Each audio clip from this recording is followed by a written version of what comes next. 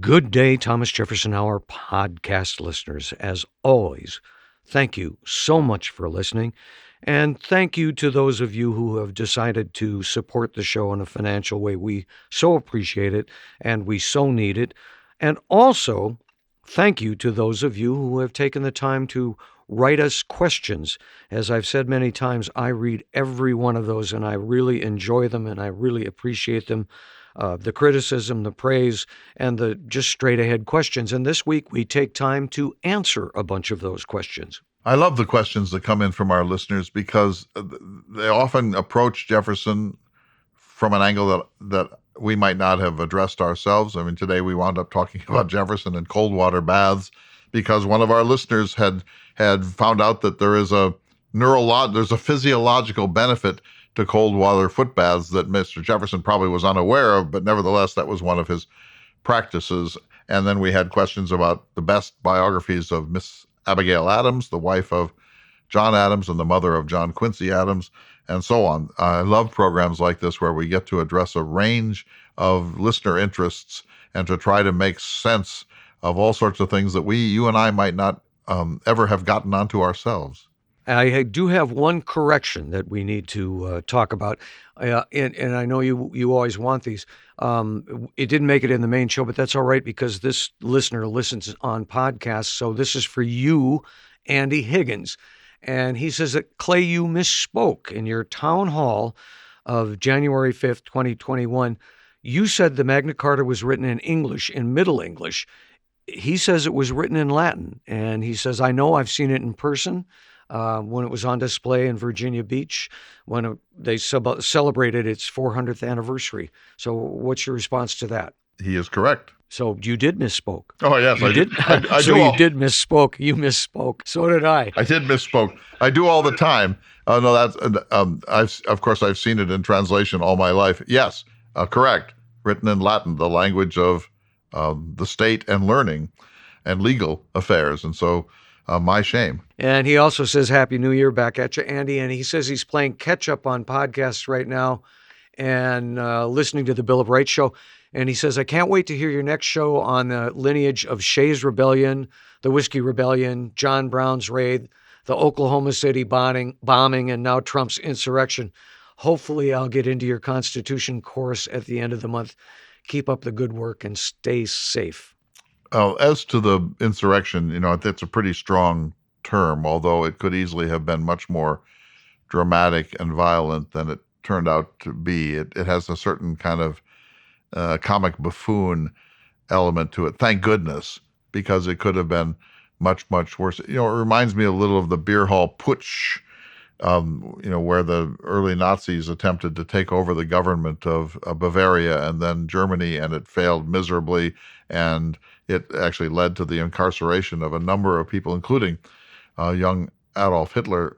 During his incarceration, he wrote Mein Kampf. I don't mean any parallels between Donald Trump and Adolf Hitler, but I do think that this was a kind of a comic buffoon insurrection, and thank goodness it failed as it did, although 5 people died and others were injured, and enormous property damage was done to the Capitol, including some things that are heritage fixtures in the United States Capitol. So it's certainly nothing to be laughed off. But I think of what could have been, David, if they stormed through the magnetometers. They could have been carrying AR-15s and hand grenades, and they could have done some enormous damage and killed people. If they were serious about hanging Mike Pence and they had caught him, I doubt that they would have beaten him or killed him. But mob action, we know, when mobs get rolling, you never know what the restraining mechanism. Mobs have a way of pulling down the restraining mechanisms in some of the people who are in them. And so, we dodged a bullet here. And I think that, we all want to just go on. But I do think that probably it's in the interests of the country to prosecute the perpetrators to the extent of their legal vulnerability. And, I'm not certain how I feel about the impeachment trial of the president of the United States, but I think that he was playing a dangerous game in his rhetoric in those last weeks. And to that end, we received a lot of email after we did that show about January 6th. Transition was the title of that episode. Almost every piece of email we got was supportive of that show, which pleased me greatly. We did get one from Kevin Dowd, who really felt that people ought to be held accountable. It's too long to read here, but I encourage you to take a look at it. And he ended his letter by saying that he agreed with Joseph Ellis, who stated there was too much confusion between opinion and fact. Let's go on to what you have going on, your chance to pitch here, sir. So here are the online courses that are coming. The Constitution course is up and running. It's full. We'll do it again in the fall. So I think these questions still matter. But March 6th through 27th, so successful was the Oppenheimer retreat, and so many people couldn't come because of the pandemic. We're going to do it online, 4 sessions, March 6th through 27th, J. Robert Oppenheimer and the decision to drop the atomic bomb. Then April 10th, just 10 days later, 15 days later, to May 1st, Hamlet, the Dane, Shakespeare's greatest play, my favorite piece of literature. We're going to go through it, not line by line, but certainly act by act, and try to really wrestle Shakespeare and Hamlet to the ground. I'll teach you how to read Shakespeare. A lot of people are intimidated, but you don't need to be. And then May 8th through June 4th, North Dakota and Great Plains literature. I'm teaching a course at the University of Mary on North Dakota.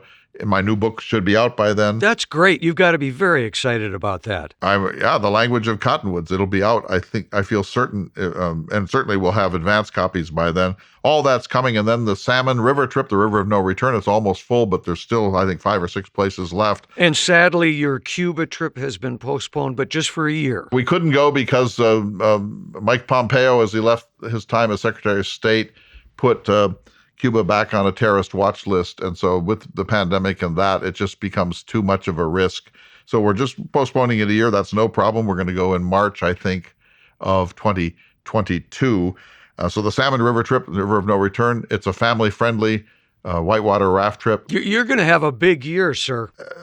These courses are time-consuming, but I love them. Zoom has turned out to be a wonderful... It's what you were made for. And you know what? I don't have to get on that dawn taxi in San Francisco to go to the airport and then fly 3 hops to someplace. All right, so shall we go to the show and look forward to happier days? And everyone, please stay safe and take good care of yourself. Stay healthy. Send in your questions, your comments, your concerns. Send us all the questions you possibly can. The program is better for citizen involvement. So thank you. Hear, hear. Thank you, everyone. And thanks to you, David Swenson, the semi-permanent guest host of the Thomas Jefferson Hour. Good day, citizens, and welcome to the Thomas Jefferson Hour, your weekly conversation with or about President Thomas Jefferson. I'm your host, David Swenson, and seated across from me virtually is the creator of the Thomas Jefferson Hour, the award-winning humanities scholar and author, Clay Jenkinson. And good day to you, citizen. Good day to you and Happy New Year to you. It's a great time to be alive. We've had a peaceful transfer of power from one party of individuals to another. The new administration is up and running. Whatever you think of its policies, there is a return to what are regarded as American norms and practices and protocols. The former president has retired, at least briefly, to his estate in South Florida and has been more than usually quiet. It's been a period of increasing calm. And I think that I'm hoping that the temperature of our national political discourse drops considerably. Agreed. This week, if you would indulge me, sir, I have some questions. Of course, that's what we do, is take on listener questions or questions that you posit or current events issues that relate somehow to the life and achievement of Mr. Jefferson. Yes, of course, be my guest. Well, I'll start with some from our many listeners. One from Kathleen Valley Stein. And essentially, she's talking about Jefferson and his cold water foot baths. Do you want to explain that to listeners? Yes, Jefferson did not invent this idea, by the way. There were books on the subject, but the idea was that people didn't bathe in this time. They didn't shower. A bath was a full immersion bath was a very rare thing. People washed, of course, with washcloths and soap and so on, but it was not the hygiene obsessive protocols that we use in our own time. And so Jefferson somehow figured out or read that bathing your feet in cool or cold water in a basin of cool or cold water every day was a health procedure and would drive away agues and colds and fevers and so on. And so he, as with everything in Jefferson, he became a kind of obsessive compulsive about it and made it part of his daily routine. So you just have to picture him waking up in his bed, which emptied both into his private dressing room, his bedroom, but also opened on the other end into his study, into his cabinet, where he had his writing desk and his polygraph and his swivel chair and his globes and telescopes and other scientific instruments, and his library, so he could get up on either side of the bed, depending.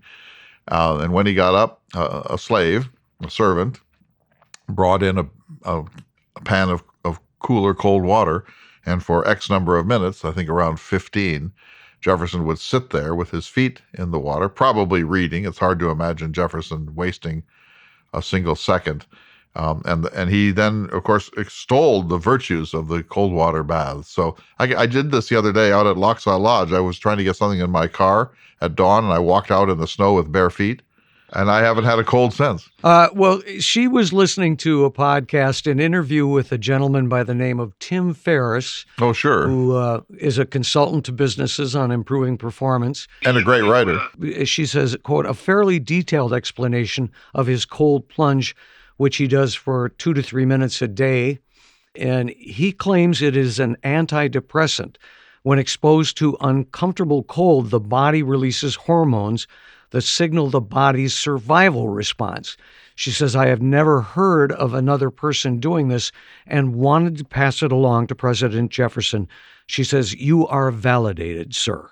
So Mr. Jefferson thanks her, of course. He would not have known this. I mean, we know so much more about physiology today and disease and the immune system and psychosomatic responses and so on. We know infinitely more today than the people of Jefferson's era did. The biggest single change between then and now is not human nature. People had the same basic responses to life then that they do now.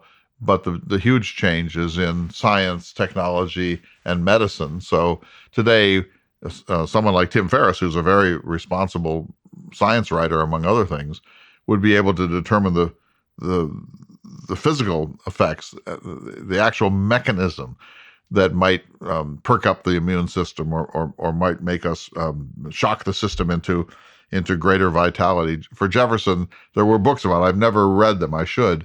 But I'm guessing that they were, by our standards, very primitive and intuitive. You know, Jefferson said that we barely understand the circulation of the blood. Now think of that. You know, in that era, it was all still sort of a mystery. But he had this notion, and he lived by it. And he said, you know, with his usual statistical capacities, he said he only had a cold once every 8 years because of this cold water bathing. So he was a man of routine. His routines were rigid.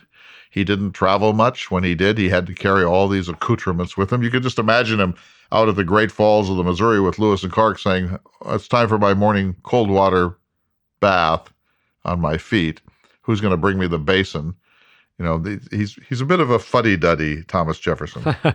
Well, as she said, he is validated. I do not discount intuition. I was blessed with a fair amount from my mother, and it's an important ingredient in our navigation of the world, I believe. Anyway. Well, we're stuck, my friend. You should do it for 2 weeks and see if you... Actually, we talked about this, and I did try it, and I gave it up after a couple of days, but I think it does work. Well, if it works, we should do it, right? Okay, let's move on to another. This is from Ann Wolcott, and she writes about you mentioning that you were thinking about starting the book club again. She's very interested. So are my friends. In fact, we got a number of emails about that. She says, please keep me in the loop as to the book club, and I'm hoping next year to attend one of the retreats again. Oh, good. I hope she does. So here are two possibilities. We could go back to the Jefferson book club and read books that Jefferson read. You've never committed to reading Tacitus. No. Every time Tacitus comes up, you weasel out of it. With good reason. I mean, I've tried a couple of times, and it's just like what I've read is just like dark battle reports that really I don't get any historical insight from. But granted, I have not been led by a master like you, and perhaps I should have read more. Well, Jefferson thought that Tacitus was the Cat's Meow. Let's just put it that way, the greatest of the Roman writers, except for Virgil or Horace. Anyway, we could go back to the Jefferson book club where we read books that Jefferson read. Montesquieu's The Spirit of the He also Laws. said Ossian was his favorite poet. We'll get into that later. Well, you're just being bitter. Yep. So, or we could do another thing, which is we could have the Clay Jenkinson book club or the Jefferson Hour book club, where I just choose interesting books that somehow seem to me to be about enlightenment or about science or about the world we want to live in or whatever. Or maybe we could have listeners make some suggestions. That'd be fine. So we should consider it. But do we want to do this on the Jefferson Hour, or do we want to organize it differently? That's the question. Okay, we'll go on to another one. This one from Joseph Grassa. His question: dependence leads to subservience. Do you know where Jefferson wrote this? And more importantly, do you know any places where I can look up where Jefferson's quotes are coming from? I think he has a problem that we know is true, that a lot of quotes are attributed to Jefferson that are not from Jefferson. Well, that one happens to come from Notes on Virginia. There's a famous passage which ends with, "Those who labor in the earth are the chosen people of God. If ever he had a chosen people whose breasts he has made his peculiar deposit for substantial and genuine virtue, it is the focus by which he keeps alive that sacred fire which otherwise might disappear from the earth." That, for me, was the first great quotation from Jefferson. I remember the day that I first came upon it, and I thought this would be 1978 or something, so a century ago. And I thought, wow, Thomas Jefferson said that, "Those who labor in the earth are the chosen people of God, if ever he had a chosen people." What an amazing statement that is, that farmers, husbandmen, the yeoman farmer, the family farmer is the chosen person of God. And so that lit me up, and I've never stopped exploring that theme in Jefferson or Jefferson generally since. So that was the spark. But that's in Notes on Virginia. And then he says subservience begets dependency, and dependence and so on.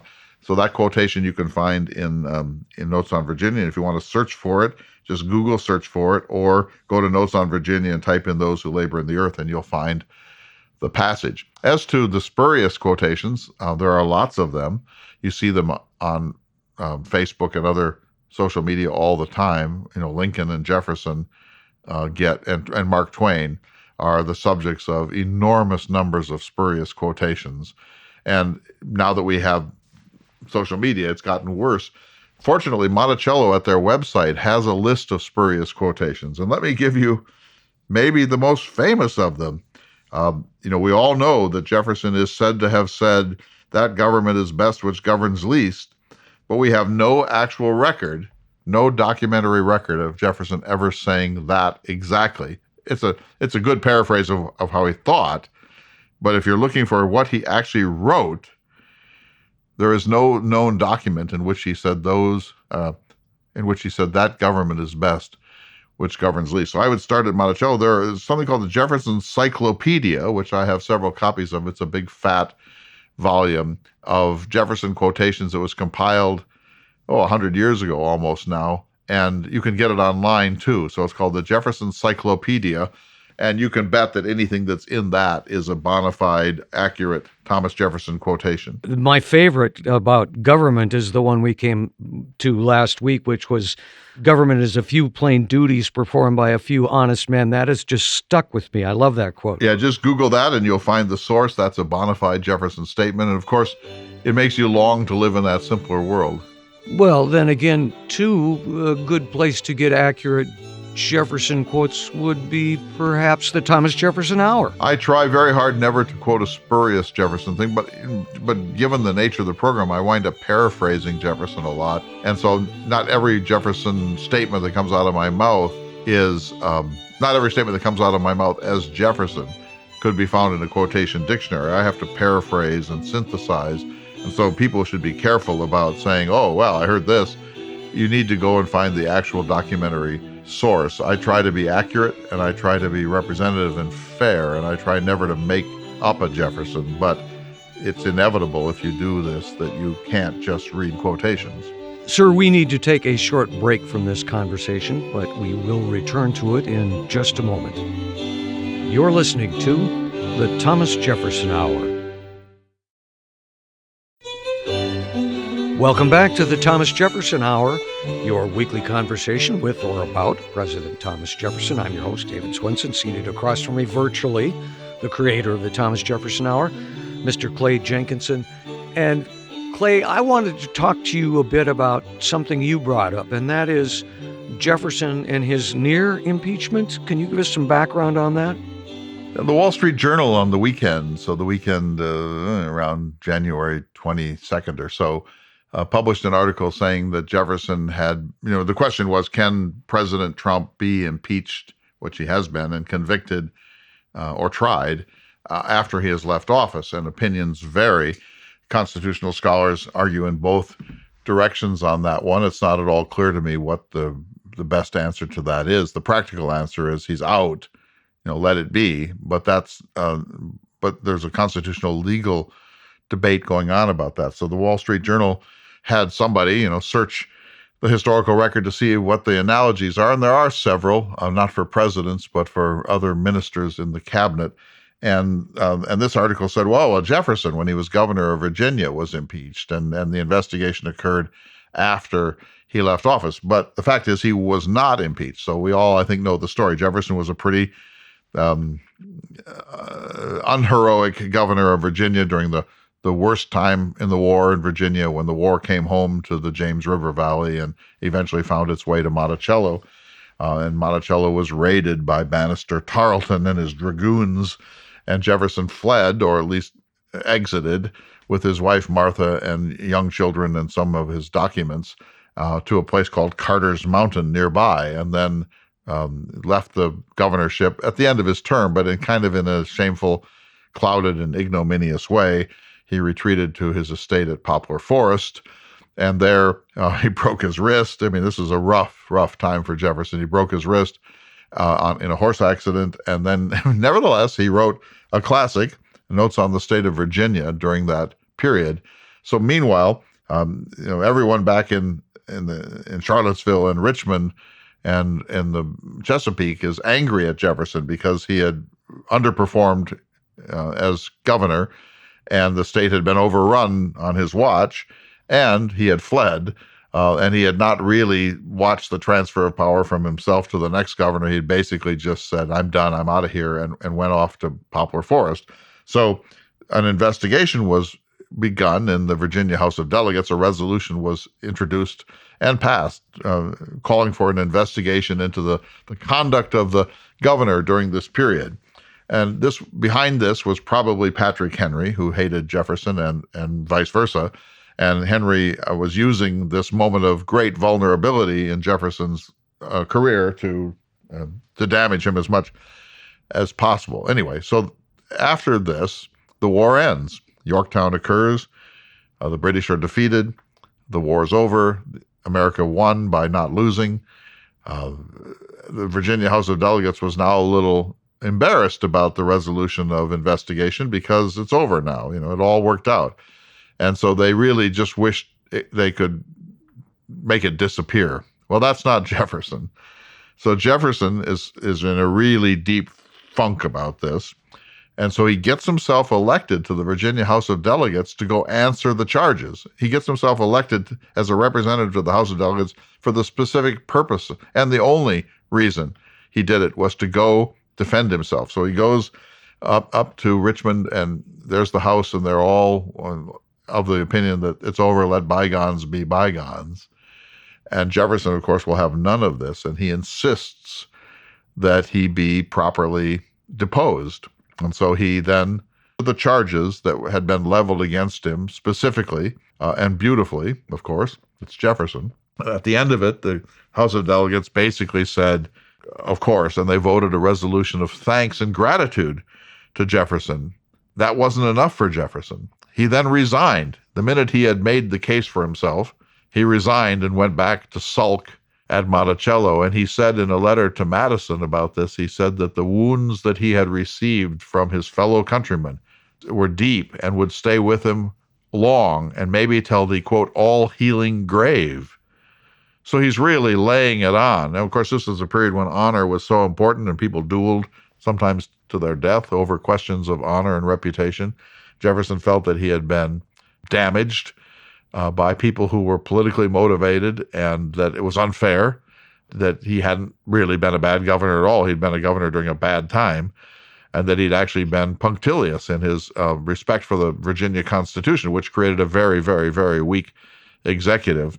And so Jefferson mulishly, stubbornly insisted that he be able to defend himself. He did. They voted gratitude and essentially exoneration, and then Jefferson went away. And he thought at this time, David, this would be now the spring of 1782, he thought that his career was over. He thought that was it, that he had been extinguished by this scandal, by this vote of no confidence. And he was pretty sure he never wanted to go back into that arena again because he got so roughed up by it. Well, Madison and others slowly drew him back. But Madison was a genius. So Madison started by sending Jefferson to Paris. Get him out of the country. His wife was dead now. He was grieving for that. Let's get him out of the country. He's a distinguished man. He'll distinguish himself as the American ambassador to France.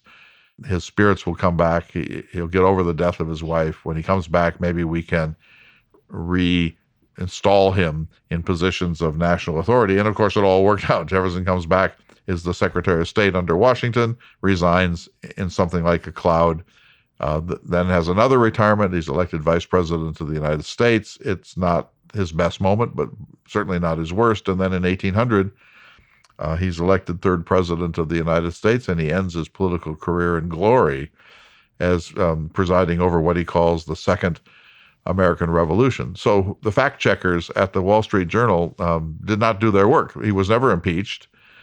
There were impeachment calls while he was president. There always are impeachment calls, but he was never impeached. And for what happened in the Virginia House of Delegates, to use the word impeachment or trial or acquittal are really sloppy use of the historical record. But this really, it did haunt him for the rest of his life. It was really unprepared for war. But to be fair, Jefferson as governor, he was pretty severely limited, and the General Assembly did him no favors in getting ready for war either. Isn't that correct? You are correct on all fronts. He also had there was a governor's council of powerful men, 12, I believe, that were meant to be the advisory group, a kind of it was almost a plural executive. The governor was a weak executive under that constitution, and he was surrounded by a slightly stronger executive council. And they behaved exactly as Jefferson. They fled away because what else do you do? What else do you do when the British are attacking you with muskets and sabers and so on? So they all performed pretty badly from a heroic perspective during this period. But here's the good news, David. Jefferson was really wounded by this. He's a very thin-skinned man. He's very easily wounded, and his response is always to walk away. I'll just go back to Monticello. I'm happiest there. I never wanted this anyway. I'm a scientist. I'm a man of letters. I love my gardens and my grandchildren and my horses and my plants. This is his constant impulse, is to flee from controversy. He's a harmony obsessive, but because of what happened at the governorship, he resolved in some inner way that if he ever had power again, he was not going to define himself. He was never going to underperform merely because of the restraints of the Constitution. He was going to perform at least to the job description and maybe beyond it, because people like decisiveness more than they like Republican checks and balances. And so when he became president, he never made that mistake again. He was sure, confident, he handled things. He bought Louisiana Territory when he knew there was very little constitutional authorization for him to do that, and he fought the undeclared war with France and Britain in 1807, 8, and 9 through embargo acts, and he enforced them powerfully, at times even ruthlessly. And so, he learned a very important lesson, which is that, in a sense, I'm using a cliche, but it's better to apologize after the fact than to underestimate your power when people really need someone to show strength in power. Let's move on to another letter, for a question from one of our listeners. This one comes from Patricia Ahern, and she's wanting you to recommend a good biography of Abigail Adams.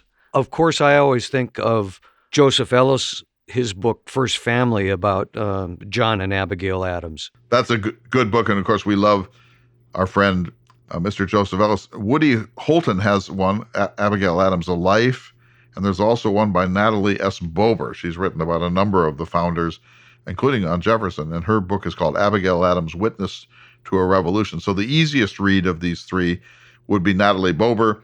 The second would probably be Joseph Ellis, First Family, and then if you want a straight up big biography of Abigail Adams, I would read Abigail Adams, A Life by Woody Holton. But you can also read the correspondence, which is maybe even better. The correspondence between John and Abigail Adams is absolutely first rate, and there are a number of editions of it, including a Penguin edition. It's probably the richest husband-wife correspondence in early national history, and one of the great ones in all of American history. I have not read the other books you mentioned. I have read Joe Ellis's book, First Family, and I enjoyed that much more than I expected to. It was a magnificent read.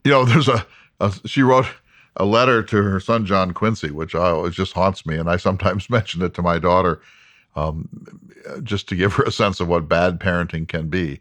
But Abigail wrote to John Quincy, who was a young prodigy. He knew 7 or 8 languages, and he was his father's secretary in Europe when he was like 12 or 13. He's a brilliant man, but Abigail wrote to him once and said, "With the advantages you have had of birth and education and the illustrious nature of your father, if you don't do something very, very remarkable with your life, it would be better that you had never been born." Oh, geez. Who wants to get that letter from there? Thanks, Mom. And she also crushed he was in love with this woman.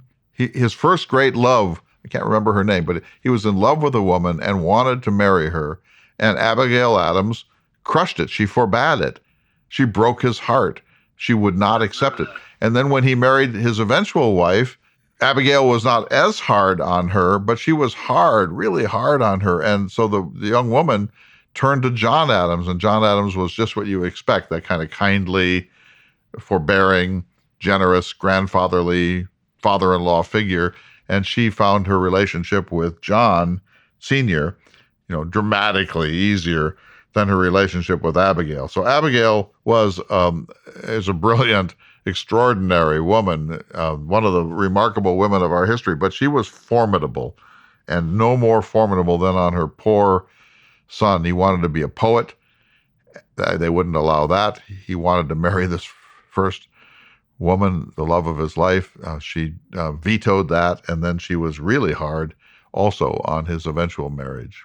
Well, I have another one for you. I hope you have a bit of humility for this one, sir. Uh-oh. It's been such a pleasure. The previous 3 weeks, we've talked each week with President Jefferson about government, his presidency. It's been very nice to sort of tone things down a bit. It was pretty hectic right around the election, and there were a number of programs that we did about that. But this one comes from Melissa Easley, and she writes, "Clay, your words matter. I couldn't do without your weekly podcasts, and The Transition was one of your best." That was the one we did right after the events on the 6th of January. She says, "I don't think Mr. Jefferson would agree that the Tree of Liberty flag should have been flown by this mob. I hope your dear daughter is still safe in England, And you two will be together again soon. Melissa Easley from Kentucky. She listens on WKMS. I know Melissa. She and her husband, her late husband, came on a Lewis and Clark tour a number of years ago, and they brought 2 spectacular sets of binoculars. And I said to her, come on, I want one of those binoculars. And so, Melissa, if you really feel that way, you can have my address. No shame. You have no shame. You can't just say, geez, thanks, Melissa, and move on. No, but I mean, I said, how many sets of fine binoculars do you really need? But they were great on Sid, I think is his name, and they were on the Lewis and Clark trip, and they were birders, and they were like first up. They were totally observant. They were engaged in all of the discussions in a big way. They were just perfect to have around, but a little selfish, with the binoculars. Yeah, like I said, I hope you have some humility. We did get quite a few emails, which we haven't touched on, about that show, The Transition. That was a good one. I was surprised. Yeah, we talked to a number of people. We had a great conversation with David Nicandri, and including his 1776 Club Extra, the Thermidorian conversation. That was so great. And we talked to Bo Wright and Chrysler, and it was, anyway, what I was going to say was, I was really surprised. I don't think we got one negative email about that. I thought it was a very interesting and fair program. Well, I've learned a lot in this period. Talk about humility. It's just been very humbling because, as you know, let me say this as briefly as I can. I think that Donald Trump was a self-styled disruptor, and he turned out to be even more disruptive than anyone could have imagined. And in his disruptions, he forced us to consult our Constitution, to realize that a republic is a fragile thing, to realize that we could lose our republic, that we are in danger of fanaticism or of autocratic elements in our population, and people do seem to have some people do seem to have a hankering for a more autocratic approach to American governance and American life. And so he forced us all to speak out, because you can't be quiet if you love the republic, even if you like his policies, even if you're a Republican, even if you're a conservative Republican. You need to be concerned about anyone, whether it's Theodore Roosevelt or Donald Trump or Barack Obama or anyone who accumulates that level of authority and is so completely comfortable with it and unself-restraining in it. And so this forced us out of our complacency. We all thought, okay, one party wins for a while, and then another party wins for a while, and we move on, and there's a lot of norm at the center. We found out that's not necessarily true. So this forced us to have a conversation we might not otherwise have really wanted to have, and it exposed us, because it exposed us to the charge that we're partisan, or that we're Democrats, or we're liberals, or we're progressives, or we're anti this or anti that. And it's not really so. And so I found, and that's why I think that transfer of power program was so successful, that you have to find a way to take it outside of the realm of politics, or at least partisan politics, and talk about the deep structures of a republic. Historians might disagree on certain parts of it, but you can't disagree on the fundament of it. I do really believe we've learned lessons from this, David, and I apologize to anyone who has felt over the last 18 months, or especially the last 7 months, that we veered too much into partisanship. I don't know whether I'm a Democrat or a Republican. I know that I'm disenchanted at both ends of the political spectrum, and I long for a centrist government. I ache for a period of centrism and accommodation and harmony. And that doesn't sound like the left or the right. It sounds like that center that keeps getting forgotten about in the sort of the hyper exaggeration of our national media culture. For those that are interested, you can find that program, number 1425, Transition, at jeffersonhour.com or on your favorite podcast platform. With that, sir, we need to take a short break, but we will return. You're listening to the Thomas Jefferson Hour. Welcome back to this special out-of-character edition of the Thomas Jefferson Hour. We're talking about listener questions from around the country. They've been interesting. Abigail Adams, for example. What's a good biography of Abigail Adams, who was really a co-president? Abigail Adams was a kind of a 20th century person disguised as an 18th century woman, and she's remarkable and spirited for all of that. All I can say, talking about what we see and what we don't see, David, is I could see a heck of a lot better with a good pair of binoculars. Noted. We did recently, and we're going to continue to do, Zoom town halls where we turn them into programs.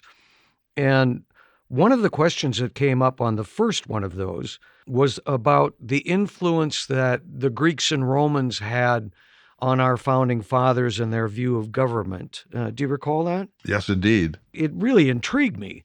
And I started doing some looking, and I found a book called First Principles, subtitled What America's Founders Learned from the Greeks and Romans and How That Shaped Our Country, by the author Thomas E. Ricks. Are you familiar with him? Yes, I am. He's written a number of good histories, and this is a recent one. I've seen him on a number of television talk shows over the past 6 or 7 months. It's getting lots of really high praise. First Principles about the founding generation and their debt to the ancient world, to the classical world, particularly the Roman Republic, but also to the world of Greece. Yes, I believe it was released in November 2020, so it is very recent. And I confess I have not read the entire book yet. Of course, I did go right to the chapter on Thomas Jefferson, and I found it fairly interesting. And I thought I would read a few passages from it to you for your reaction. He writes, Thomas Jefferson had several different styles as a writer. In his descriptions of nature, he could be clear and spry. In his legal and governmental work, he tended, as did many others in his time, to be long-winded and Latinate, prone to select the long word when a short one would do. And he gives some examples that are pretty interesting. I disagree completely with that.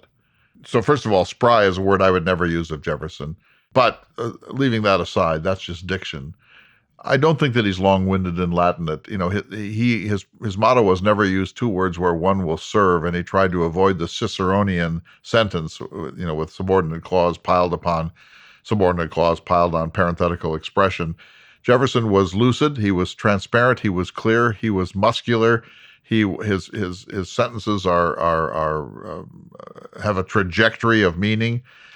He was very careful not to slip into that other style that was so common then. You think of, say, Daniel Webster or even John Adams. So I disagree with that. I think that's a misreading of Jefferson compared to what I would say. Well, let me give you a couple of examples. When he writes about descriptions of nature, here is something he wrote about the confluence of the Potomac and Shenandoah rivers. The passage of the Potomac through the Blue Ridge is perhaps one of the most stupendous scenes in nature. On your right comes up the Shenandoah, having ranged along the foot of the mountain 100 miles to seek a vent. On your left approaches the Potomac, in quest of a passage also. So that's him writing about nature. Very simple, and stupendous is only the only long word there. But you wouldn't use spry to describe it. No, spry is, a 94-year-old man who can still jog. And in his legal and governmental work, Jefferson writes, the period of a generation, or the term of its life, is determined by the laws of mortality, which, varying a little only in different climates, offer a general average to be found by observation. I think that's perfectly clear and straightforward. I get it. That, look, when you're writing about government, you are writing a more complex discourse than when you're writing about a thing in nature. And Jefferson, I think that Ricks is right in this regard, that nature writing, especially in Notes on Virginia, brought out some of the best of Jefferson's prose. There's a lyricism, I would say, and there's a romantic quality to some of it. He's proto-romantic. He's not Wordsworth or Coleridge or Keats, but you can see some elements of that coming. And by the way, more in his protege, Meriwether Lewis. But I think that when he's writing about government, Jefferson is about as clear as anyone who's ever written. In fact, one of the raps against Jefferson by political theorists and political scientists is that he oversimplified because he was so eager to write lucid, clear prose that he loses some of the really important minutiae and nuance in political arguments. If you want to see the difference, read for 15 minutes in Jefferson's political letters and then read for 15 minutes in Madison's, and it's night and day. Madison is far more complex and, frankly, more penetrating in his intellectual mastery than Jefferson. Okay, well, here's another example that Ricks gives. Jefferson wrote to George Washington trying to explain away his feud with Alexander Hamilton. One can almost see Jefferson nervously tugging at his collar as he wrote these tangled sentences. Jefferson wrote, "I knew that, to a mind such as yours, persuasion was idle and impertinent, that before forming your decision you had weighed all the reason for and against the measure, had made up your mind on full view of them, and that there could be little hope of changing the result. Pursuing my reflections, too, I knew that we were some day to try to walk alone, and if the essay should be made while you should be alive and looking on it, we should derive confidence from that circumstance and resource if it failed." Nothing could be more clear and straightforward than that. I agree with Ricks here. When Jefferson was writing those letters to Washington about his feud with Hamilton, he was fretful and nervous and not sure of himself because he was basically saying, if you really are the man I think you are, President Washington, there's no way that you could support this upstart from the Caribbean with his policy wonk, obsessions, and ambition.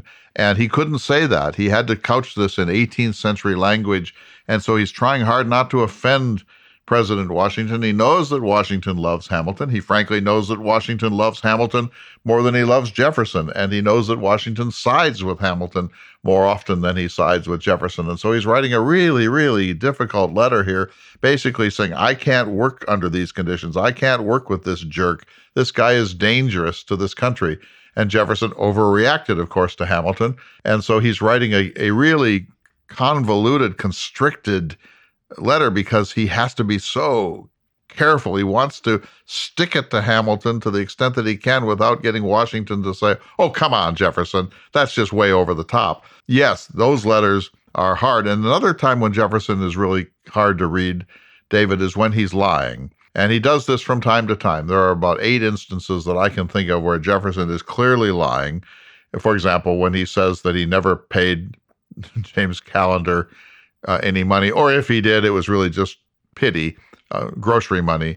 We know he's lying. We know he was supporting Callender. And so when he tries to weasel out of certain truths about his own less than honorable behavior, he gets into this kind of world where his prose shows the strain, the nervous strain, because he's trying to say that something is not true, which is palpably true. Jefferson is at his least clear and lucid when he's doing that. He wasn't always a perfectly honest man. He was more honest than most people, but there were times when he was dishonest too. And so you can see the quality of his lucidity break down in the prose on such occasions. So I agree with Professor Ricks to a certain extent about this.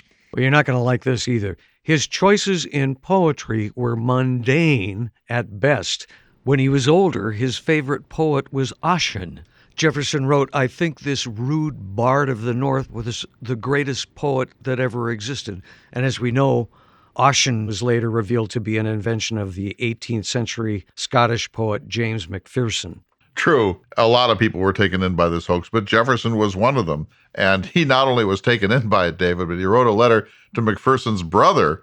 Ossian was this sort of proto-Homeric rude bard of Scotland and the Gaelic world. And this man, McPherson, had made it all up.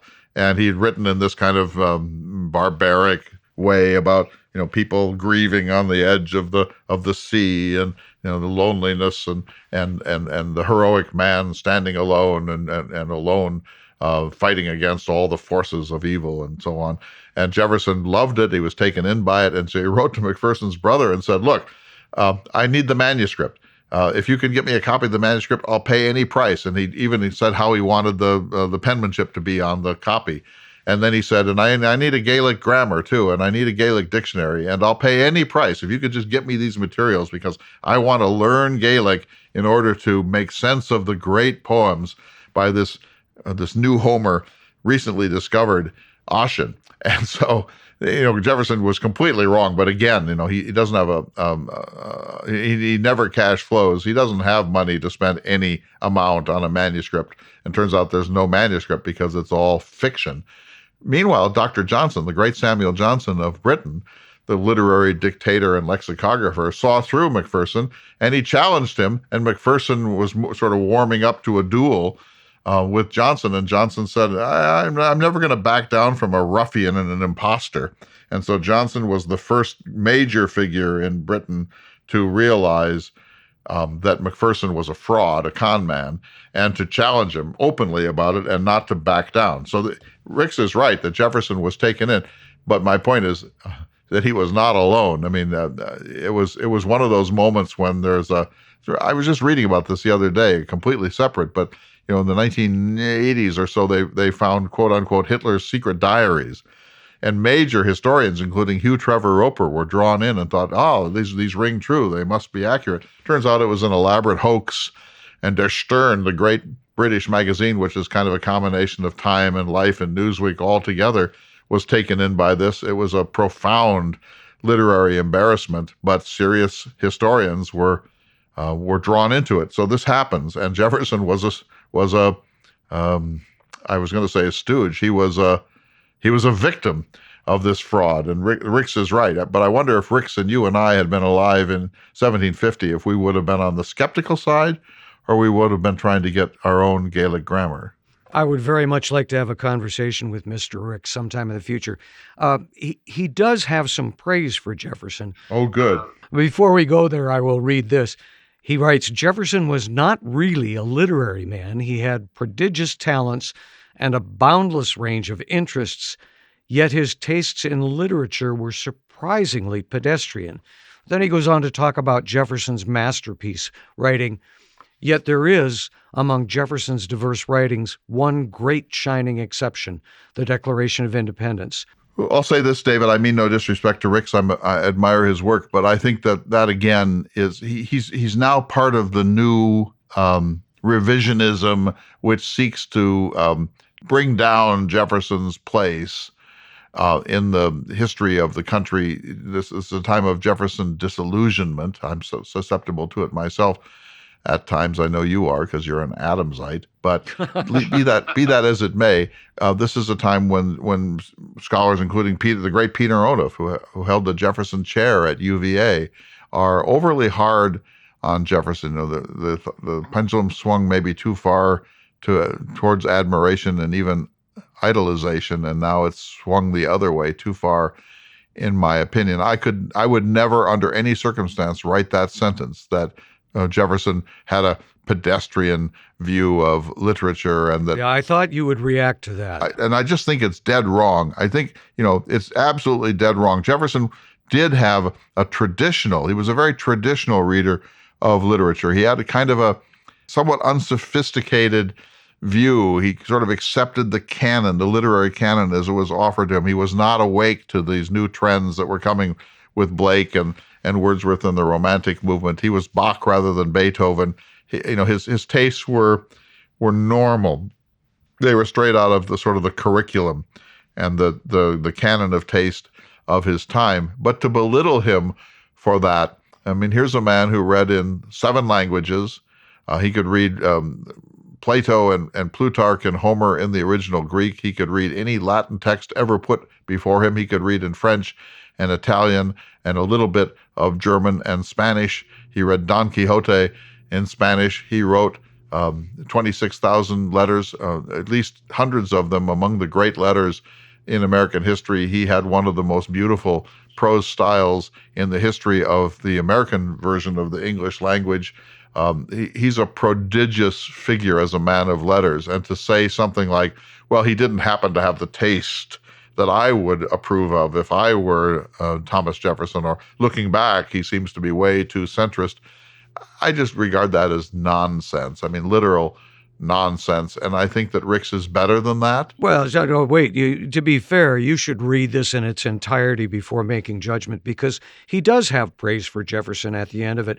But he points out that Jefferson came from a position as overseeing Monticello, and he wasn't required to persuade, but only to order.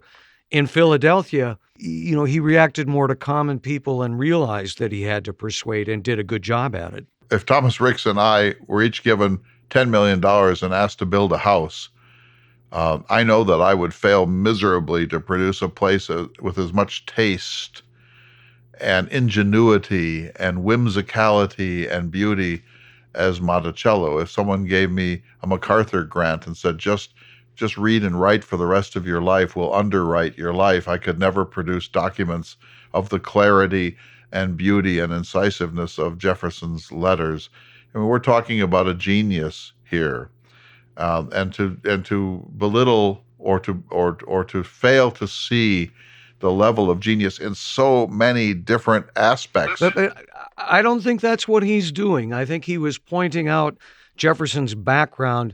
I mean, he ends this chapter writing, all in all, Jefferson had carried off an extraordinary feat, relaying a lifetime of classical learning about liberty and rights, but employing strong, straightforward prose that could be read aloud on street corners and in taverns and understood by all who listened. He had not just explained to the people the reasons for revolt, but created a document of lasting philosophical and literary merit that still resonates today as we try to understand and direct our country. Beautiful and accurate. I don't think that Jefferson was a one-hit wonder and the Declaration is his only masterpiece, but I do accept that as just praise for Jefferson's genius. I'm not trying to be thin-skinned about Jefferson or for him. I just think that's bad historiography. Noted. Sir, it's been a great conversation. Thank you for taking time to answer all these questions, including my own. It was absolute delight. The more questions we get from our listeners and the more variety, this is wonderful. We're going to do more in-character programs this year because the big crisis is over, we think. And so we can return to the world of Jefferson and spend a little less time in our world. And I do really hope that all of our listeners will send us every question they can conceive of. Some of the things that we've said on today's program, I've never said in the history of the Jefferson Hour. And so our listeners are the ones who prompt us to explore new things in new ways. So thank you, everyone. We'll see you next week for another exciting edition of the Thomas Jefferson Hour. The Thomas Jefferson Hour is brought to you each week by Dakota Sky Education. The program is distributed nationally by Prairie Public. President Thomas Jefferson lived from 1743 to 1826, and this program presents his views. President Jefferson is portrayed by the award-winning humanities scholar and author Clay S. Jenkinson. To obtain a copy of this or any show for a $12 donation, please call 701-575-0727. This program is also available online at jeffersonhour.com and on Apple Podcasts. If you'd like to correspond with President Jefferson or submit a question for him to answer on the program, please visit the website at jeffersonhour.com. The Thomas Jefferson Hour is produced at Makoche Recording Studios in Bismarck, North Dakota.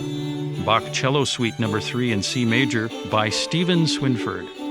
Thank you for listening. Please tune in again next week for another thought-provoking, historically accurate program through the eyes of Thomas Jefferson.